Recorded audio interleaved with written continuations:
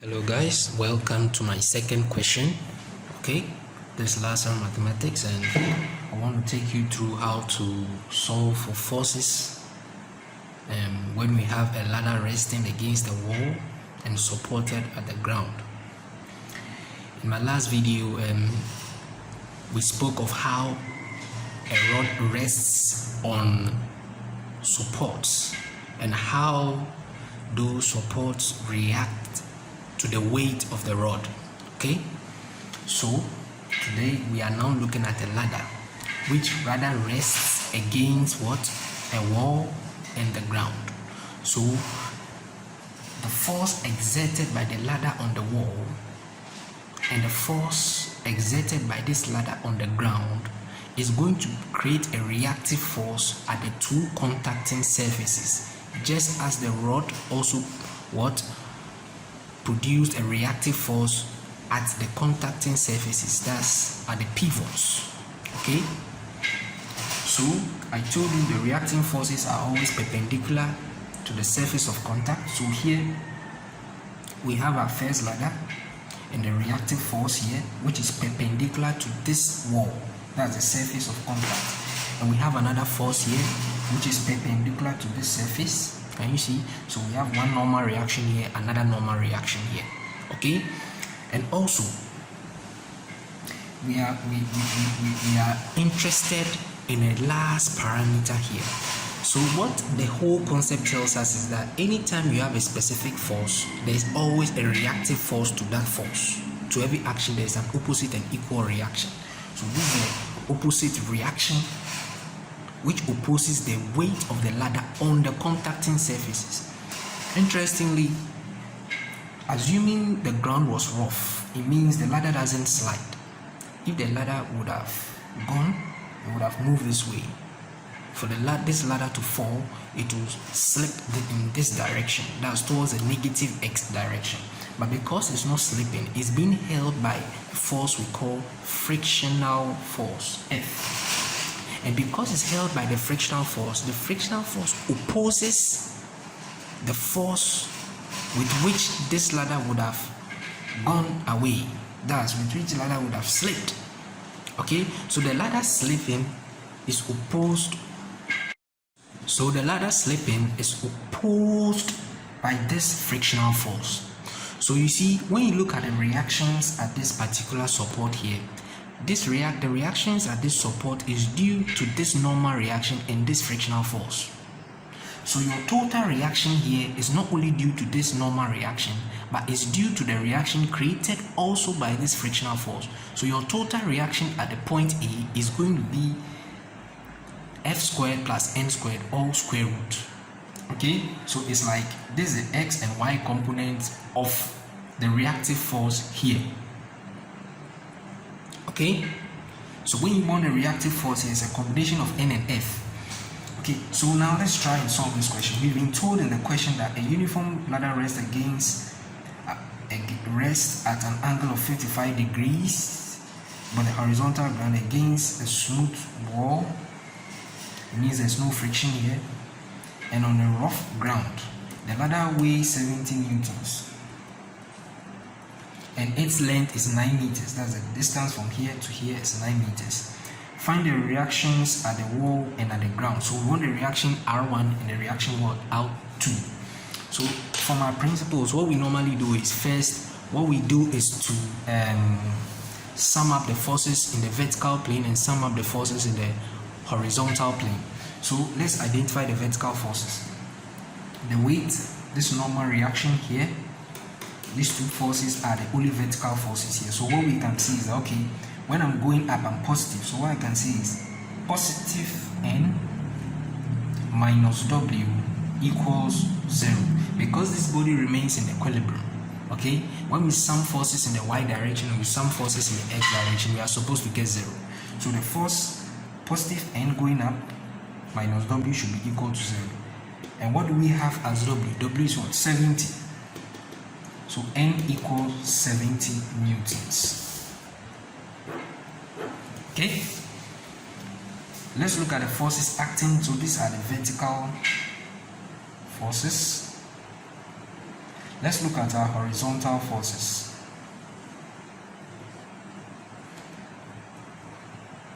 So the horizontal forces is this R1, this F. These two forces are the horizontal force, and this is going towards a negative X. So what I can say is negative R1, and this is going, the frictional force is going towards the positive X axis side. So this will be a positive F equals 0.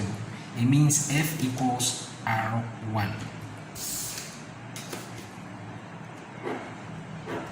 Okay, so we need to find a way to find this F or this R.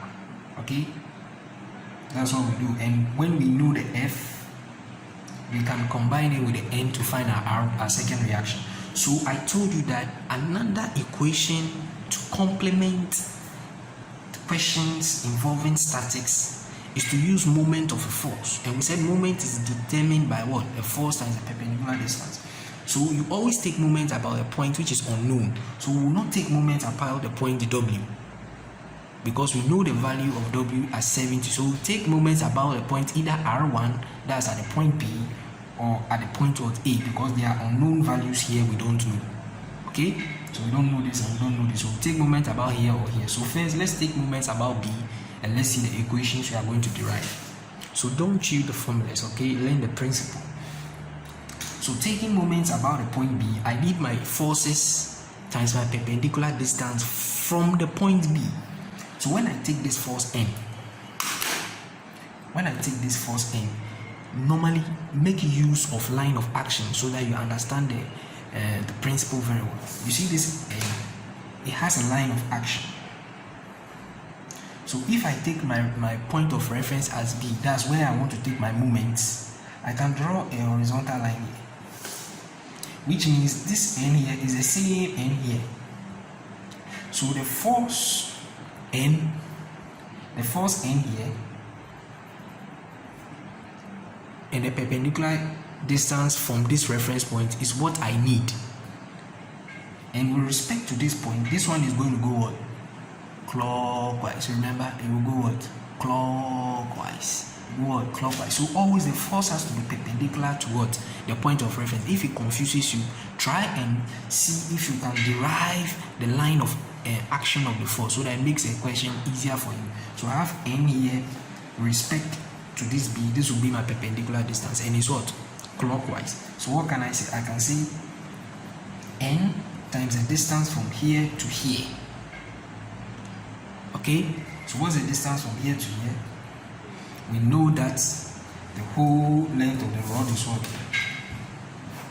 9 meters.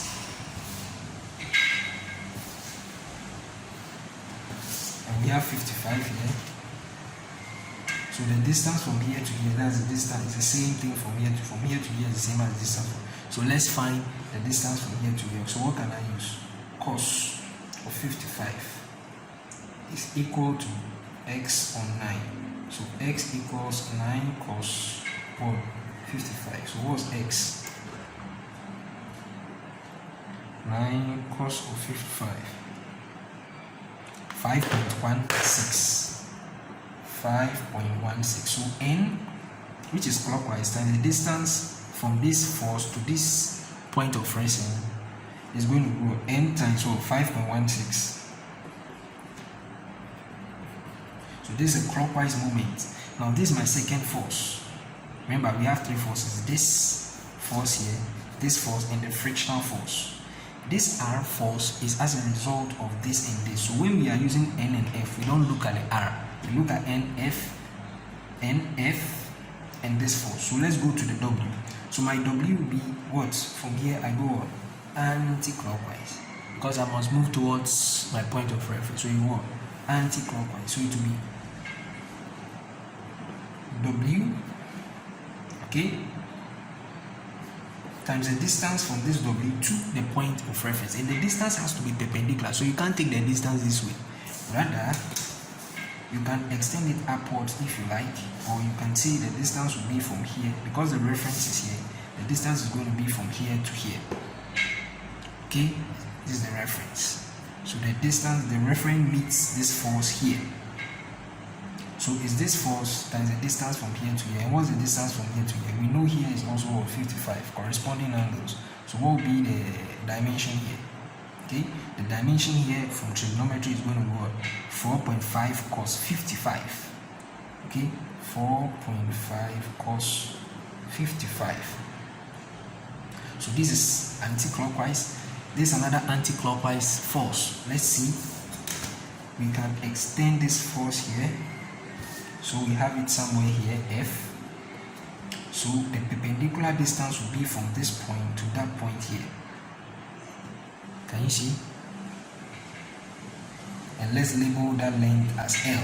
So I can use opposite and what? Hypotenuse. So it will be what? A sine. And when you do your calculation, you are going to get what? 9 sine 55 for this F.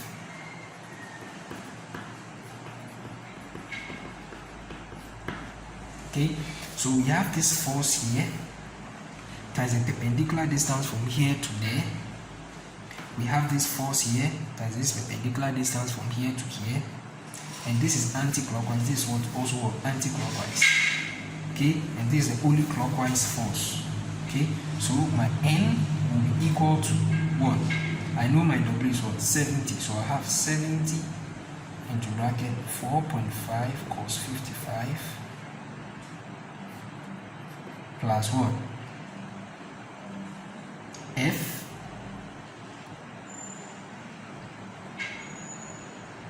plus what? F into bracket 9 sine 55. And remember, your N is what? 70. So what do I have? I have 70 here equals what? 70 into bracket 4.5 cos 55 plus F 9 sine of 55. Okay, so let's see what we will do. 4.5 cos 55. So I have 4.5 cos 55. This gives me what? 2.58. Then answer times a 70. This gives me 180.6765 plus, what do I have here? 9 sine 55. 9 sine 55. This gives me a 7.37. F equals 70. So I have 70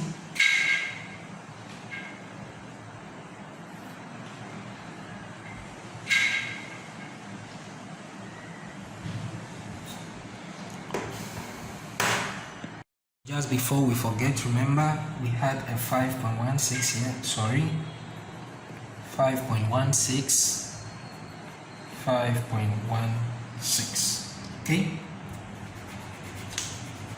So what is 5.16 times 70?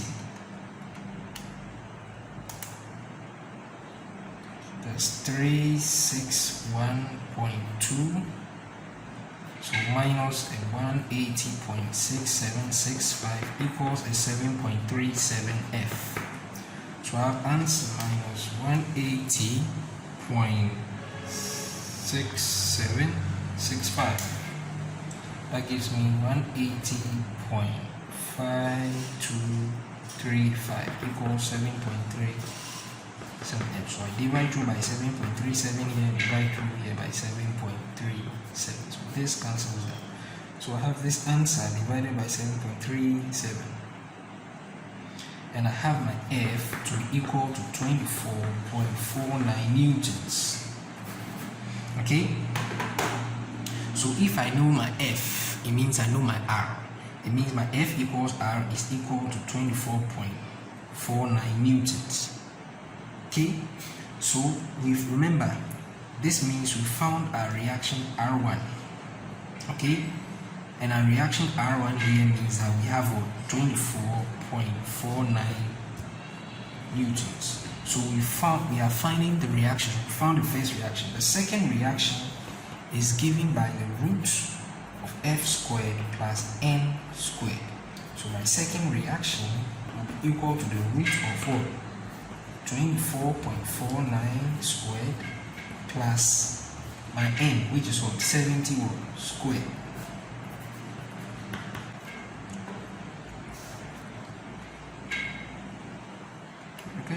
24.49 all squared plus 70 squared.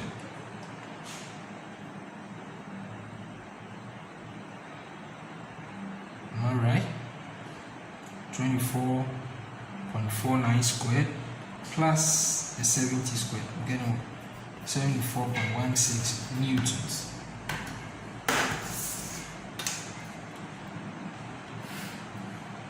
So it means this is my second reactive force. So the reactive forces is R2 and R1, and that is what we have just solved.